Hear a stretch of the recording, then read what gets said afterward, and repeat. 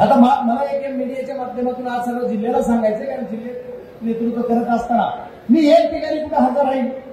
एका पत्रकार मित्रांनो माझ्या लिहिलंय, बजरंग सोनवणेवर निकालानंतर संशय व्यक्त. तुला आला, तुझ्या बायकोला आला, तुझ्या पोराला आला, तर कुणाला आला? का संशय व्यक्त?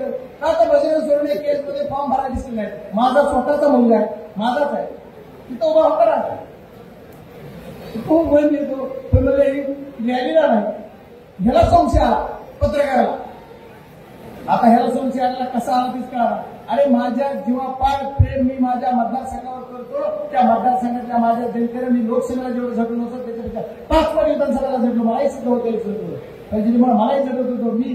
आणि पवार साहेबांवर निष्ठा ठेवून काम करणारा कार्यकर्ता म्हणल्यानंतर त्याच्यामुळे पत्रकार मित्रांनी सुद्धा जरा एखाद्याचं बरोबर होईल असं काही करू नका.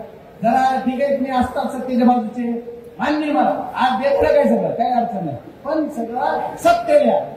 आधारस्तंभ लोकसभेचे 14 तुम्ही खरं लिहा आणि खरं असलं तर बिंदास लिहा.